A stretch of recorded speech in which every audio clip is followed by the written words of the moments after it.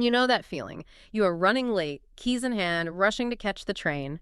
You reach for that last perfect slice of toast, and what happens? Oh, you know what happens. It slips, of course. It doesn't just fall, it flips in the air, performing this sickening slow motion arc and always lands butter side down. A tiny, tragic disaster right on your kitchen floor. Exactly. Or maybe, you finally pick the shortest line at the grocery store, you've done the math, and then the person in front of you, well, they decide this is the perfect moment to try and pay with a coupon from 1987. Yes. In that moment of just, utter frustration, we all say the same thing. Anything that can go wrong will go wrong. We call it Murphy's Law. It's our cultural shorthand for cosmic resignation. It's like the ultimate verbal shrug. But here at the Deep Dive, we don't really accept cliches at face value. Our mission today is to strip back this popular version of Murphy's Law and find out where it really came from. Right. We want to know why a simple observation about, frankly, human error became this global proclamation of doom. We've got some fascinating source material that details its really disputed birth. A chaotic scene involving high-speed military rocket sleds and, well, some pretty reckless scientists in the late 1940s. And we're going to investigate whether Edward A. Murphy Jr. was, as some sources claim, kind of an arrogant guy blaming his staff, or if he was a meticulous engineer offering a crucial design principle that actually saved lives. And I think this is the most important part. We're going to look at the powerful academic arguments that claim the law isn't a fundamental truth of the universe at all. Instead, it might just be the most pervasive example of confirmation bias in human history. It's a journey from engineering failure to cognitive science. It's fascinating. So before we jump into the history, let's get our terms right. Because Murphy's Law is the most famous, but it's not the only one. Not at all. It's part of a whole family of what you might call universal perversity laws. It's defined as an adage or an epigram. Anything that can go wrong will go wrong. But it gets confused with its cousins, right? Absolutely. Especially in the UK, they often use Sod's Law. It's functionally identical to how most people use Murphy's Law. If you drop your keys, they will absolutely fall down the nearest drain. It's just pure bad luck. Pure bad luck. But then you have Finagle's Law, which has a bit more of a twist. Okay. Finagle's Law adds malice and, crucially, timing. It states anything that can go wrong will at the worst possible moment. Ah, so it's personalized. It's personalized spite. If you're a scientist and you need perfect silence for an experiment, Finagle's Law guarantees that's when the construction crew starts jackhammering outside your window. Right. And we should also give a quick mention to Murphy's Law. That's with an H. Yes, M-U-P-H-R-Y. Yeah. This one's a bit of an inside joke for writers and editors. It states that if you write anything criticizing editing or proofreading, there will be a fault in what you have written. I feel like I've seen that happen a million times online. It's almost a mathematical certainty. Yeah. But what's crucial for our deep dive is that the original statement from Edward A. Murphy Jr. was, well, it was far more specific and less fatalistic than the popular version we all know. Okay, so let's get into that. Let's trace how a precise engineering warning morphed into a global catchphrase for doom. Before we get to the rocket sleds and the high G forces of the 1940s, we have to acknowledge something. The concept that the universe is inherently tricky, that your toaster might secretly hate you, that's centuries old. This wasn't some new idea from an Air Force captain. No, not at all. That recognition that disorder is sort of the natural state of things is an ancient philosophical thread. But we can actually pinpoint some specific precursors that show just how common this idea was long before Murphy. Okay, so where do we start? Let's start in the mid-19th century. A British mathematician, Augustus de Morgan, writing in 1866. He laid out a version of this idea in pure probability. Probability, not spite. Exactly, he said. Whatever can happen will happen if we make trials enough. So it's just a numbers game? It's just a numbers game. Yeah. There's no malice. If there's a 1 in a million chance of catastrophic failure, De Morgan is just saying, if you run the system 1,000,001 times, you're going to hit it. Right. Eventually. And there's some speculation, right, that Murphy might just be a misremembering of De Morgan. There is, and it's a compelling theory. The brain loves a catchy name. But if we move forward a decade, we find a version that's much closer to the real functional Murphy's Law. And that would be Alfred Holt in 1877, a marine engineer. Yes, and he was talking about the dangers of sea travel. He observed that anything that can go wrong at sea generally does go wrong sooner or later. But he wasn't just stating the problem, he was offering a solution. That's the key. Holt was all about design safety.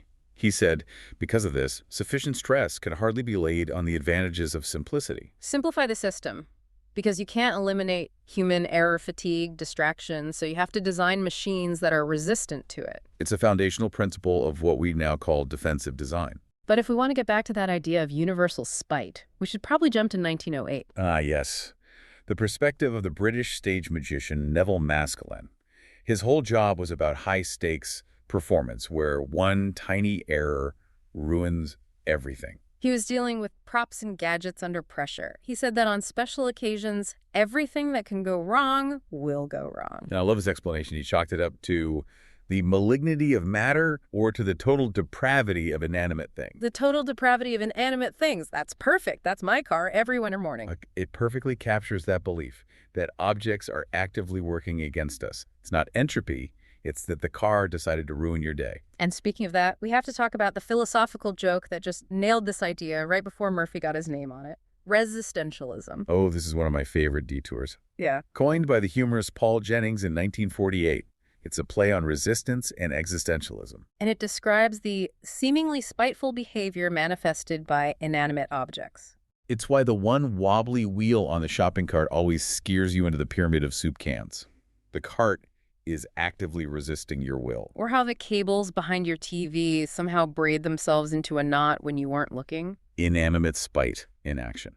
And for any of our listeners who are into astronomy, there's Spode's law. Which is? The skies are always cloudy at the exact moment you finally get your telescope set up for that rare celestial event. Of course they are. So the intellectual landscape was just saturated with this idea. Yeah. But for it to become a global phenomenon, the concept needed a name. And it needed a dramatic origin story. Right. It needed a moment of verifiable, high-stakes failure. A moment where the stakes were literally life and death. Okay, let's set the scene for this origin story. It's 1948, 1949. We're deep in the Californian desert at Muroc Army Airfield. We know it today as Edwards Air Force Base. This is the dawn of the Cold War.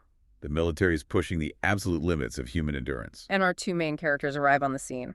First, Edward A. Murphy Jr., a U.S. Air Force captain and an aeronautical engineer. And second, the man leading the project, an incredibly driven flight surgeon named Colonel John Stapp.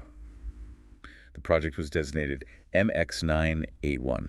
So what exactly was MX-981? It sounds very top secret. It was incredibly dangerous work. They were testing human tolerance for G-forces during rapid deceleration. Basically, how violent of a crash can a human body survive? And to do this, they used a giant rocket sled on a railroad track. A sled that could go over 600 miles per hour and then stop, well, almost instantly. And Colonel Stapp was famous for being his own test subject. He would ride the sled himself. He would. Talk about putting your body on the line for science. So where does Murphy fit into this? Murphy was the instrumentation guy. He was brought in to install these highly sensitive electronic strain gauges onto the harness clamps that held the test subject. His job was to get the data, to precisely measure the G-forces. Correct. But during a critical trial run, maybe with a chimp, maybe a dummy, the whole thing goes sideways. A simple avoidable error. What happened? The sensors gave a reading of 0. No data at all. Turns out Murphy's assistant had wired them backwards. There were 2 ways to connect them. One right, one wrong. And he picked the wrong one. Oh, the frustration that moment must have been immense. Unbelievable. All that risk and preparation wasted. And this is where the story splits. This is where we get 2 completely different accounts of what Murphy said and what he meant. Okay, let's hear account number 1. This comes from George E. Nichols, an engineer who was there. Nichols said that a furious Murphy immediately blamed his assistant, snarling, "If that guy has any way of making a mistake, he will." Ouch. That's not great leadership. He's passing the buck. And according to Nichols, the rest of the team thought it was arrogant. So they started calling this principle Murphy's Law as a joke in mockery of him. So in that version, the law is basically a sarcastic workplace jab. Exactly. But there's another side to the story. Account number 2. This one comes from Murphy's own son, Robert Murphy. And he completely denies the mockery narrative. He says his father was a stickler for safety, and his statement wasn't a jab at one guy. It was a core engineering philosophy. So what did he claim his father actually said? The quote in this version is, "If there's more than one way to do a job, and one of those ways will result in disaster, then he will do it that way." That is profoundly different. It's night and day. That's not about blaming a person. It's about blaming the design. Precisely. It's an instruction. The failure wasn't just the guy wired it wrong. The failure was, I designed a system where it was possible to wire it wrong. So it's about making systems foolproof, defensive design. And this proactive, positive interpretation is the one that got popularized, thanks to Colonel Stapp. The guy riding the sled. Guy riding the sled. The press kept asking him how his team avoided any serious injuries, given the incredible risks. And his answer is the key. He told them they were successful because they always took Murphy's Law into consideration. So he spun it. He turned a story about failure into a mantra for success. A complete PR masterstroke. For Stapp, the law wasn't about fate. It was about preparedness, redundancy, and anticipating the worst so you could prevent it. But just when that story seems all tied up, the timeline gets complicated. Right. This is where the deep dive gets even murkier. We can't actually find the phrase Murphy's Law in any public documents before 1951, a couple years after the supposed incident. And there's evidence that the phrase was already in use before the rocket sled incident. Strong evidence. A researcher found a 1952 book where a physicist, later identified as Howard Percy Bob Robertson, was quoted calling something Murphy's Law or the fourth law of thermodynamics. Okay, and the key part is, when was he interviewed? He was interviewed in early 1949. Before the Muroc incident happened or was publicized, he said, if anything can go wrong, it will. So the name was already floating around the aerospace and physics community. It seems so. The rocket sled incident was probably just the most dramatic story that attached itself to the name and launched it into public consciousness. And the final word on this chaotic origin. The Ig Nobel Prize. In 2003, Stapp, Murphy, and Nichols, the three men with competing stories, were jointly awarded the prize in engineering. For what? For probably giving birth to the name. That's perfect. The true history of Murphy's Law is itself an example of Murphy's Law. Okay, so we've waded through the history. Now let's pivot to how scientists and mathematicians see the law today. Because while it's fun to blame Edward Murphy for our bad luck, the academic consensus usually points the finger right back at our own brains. Right. Many serious thinkers just dismiss the popular version of the law as, well, nonsense. Complete nonsense. For the law to be true in that popular sense, inanimate objects would need to have intention. They'd need memory and the capacity for spite. Which they don't. Which they don't. And Richard Dawkins is probably the most famous voice making this argument.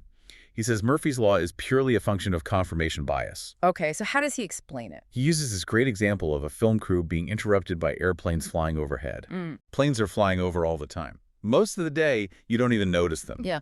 But when do you notice them? When you're trying to record clean audio. Exactly. The one time the plane flies over right as the actor is delivering their big line, you throw your hands up and yell, Murphy's Law. The planes always know. But they don't. We just ignore the hundreds of times they fly over silently. We only remember the one time it confirmed our belief that things go wrong. That is the textbook definition of confirmation bias. We seek out and remember the evidence that fits our narrative, and we discard everything that doesn't. Our psychology is flawed, not the physics of the universe. And this is backed up by statistics, right? David Hand and the law of truly large numbers. Yes. This is the mathematical muscle behind the argument. The law of truly large numbers basically says that with a big enough sample size, even incredibly unlikely events have to happen eventually. So, my toast landing butter side down. It's not a curse. It's just that you've made thousands of slices of toast in your life. The law of averages says you are guaranteed to drop it, and it's guaranteed to land butter side down sometimes. And those are the times I remember. I don't remember the 10,000 times it didn't fall. Precisely. We assign this cosmic significance to events that were statistically always going to happen. It's not malice, it's just math. But what about that other thread, the one Robertson mentioned back in 1949, the connection to thermodynamics? Right, the idea that Murphy's Law is just a folksy version of the second law of thermodynamics, the law of entropy. The law that says disorder or chaos always increases in a closed system. And philosophically, that makes a lot of sense. Your desk gets messy, your car breaks down. The universe tends toward chaos. It feels right. But it's not actually a good scientific analogy. Not really. And one researcher, Atanu Chatterjee, actually found that you could mathematically disprove Murphy's Law by using another fundamental concept in physics. Which is? The principle of least action. Okay, that sounds important. We need to define that. In short, it's a deep principle that says physical systems, when moving from one state to another, will always choose the most efficient path. The path of least resistance. Essentially, yes, the path that minimizes energy or time. Light bends when it enters water because that's the fastest path, not the most chaotic one. So there's a direct conflict. Murphy's law predicts maximum chaos. And the principle of least action predicts maximum efficiency. The universe, at a fundamental level, seems to prefer efficiency and stability, not spiteful chaos. So the academic consensus is that the popular version of Murphy's law is really just a trick of our own minds. It's defeated by logic, probability, and maybe even physics. And yet it persists. Yeah. Because we are human, and we are wired to find patterns in misfortune. So once an idea like this gets into the public imagination, it branches out. People start creating their own versions. Oh, absolutely. The core concept that you have to plan for the unexpected is so useful that it led to countless variations, many compiled by the writer Arthur Bloch. But the most immediate reaction to all that pessimism had to be, well, optimism. Of course. Which gives us the wonderfully named Ypram's Law. Ypram's law. Y-H-P-R-U-M. It's Murphy, spelled backwards. I love that. So what does it say? It's the simple optimistic reversal. Anything that can go right will go right. It's the philosophical inversion. But the core idea also moved into more practical fields, right? Like management. Definitely. You see it in Peter Drucker's formulation, often called Drucker's Law. If one thing goes wrong, everything else will, and at the same time. That feels very true for anyone who's worked in a complex organization. A single glitch doesn't stay isolated. It cascades. One small error in the supply chain suddenly brings the entire system to a halt. It's about the fragility of complex systems. And then on a more domestic level, we have my personal favorite, Mrs. Murphy's Law. A classic. Anything that can go wrong will go wrong while Mr. Murphy is out of town. The plumbing only explodes when the one person who knows how to fix it is on vacation 3,000 miles away. It's a universal truth. But the most profound modern attempt to sort of rehabilitate the law comes from the 2014 film Interstellar. Right. They offer a completely different interpretation. They strip out all the pessimism. The character in the film says Murphy's Law doesn't mean that something bad will happen. It means that whatever can happen will happen. That's a huge philosophical shift. It's monumental. It's no longer a prediction of disaster. It's a declaration of probability. It means both disaster and triumph are on the table. Both are guaranteed to happen if the conditions allow for it. And that ties perfectly back to Colonel John Stapp. It does. Back to the rocket sled. He didn't use the law to complain about fate. He used it to ensure survival. He understood that all possible outcomes, good and bad, had to be accounted for. That is the very essence of defensive design and risk management. The Interstellar version takes away the malice and leaves us with a powerful tool for planning. So in its highest form, Murphy's Law isn't a curse at all. It's an intellectual command. Exactly. It tells us to stop focusing on the mistake and start focusing on the design flaw that made the mistake possible in the first place. So we've taken this ultimate cliche of human frustration, the spilled coffee, the traffic jam, and we've put it under the microscope. And the true story is, I think, much more instructive than the catchphrase. Let's quickly run through the key takeaways from this deep dive. First, the original intent, whether it was Murphy or someone else, was a cautionary design principle. Right. If there's a way to do it that results in catastrophe, someone will do it that way. It was a command to engineers to eliminate the catastrophic options. Second, the popular version that we all use, the one about cosmic spite, is almost entirely fueled by our own cognitive biases. It's confirmation bias. It's the law of truly large numbers. It's our psychology, not physics, that makes us remember the bad and forget the good. And finally, the core debate is about what the law is truly about. Is it human error? Is it engineering planning? Or is it the universe being actively malicious? And the history suggests it started as a technical warning, got promoted as a planning tool, and was finally popularized as a sort of psychological crutch for when things inevitably go wrong. Which brings us to our final thought for you to consider. We talked about that interstellar interpretation, which views the law not as fate, but as a full accounting of all possibilities. So if you accept that whatever can happen will happen, how does that really change the way you plan things in your own life? Does knowing that probability is inevitable make you more inclined to just plan defensively for the worst-case scenario, to assume the toast will always land butter side down? Or does the flip side, Ypram's Law, compel you to also actively seek out and design for the improbable best-case scenario? If the universe doesn't have malice, only possibility, then maybe Murphy's Law isn't a tool for pessimism at all. Maybe it's the ultimate guide to comprehensive optimism, forcing us to build things that can anticipate and overcome every single vulnerability. We'll leave that little engineering challenge for you to decide.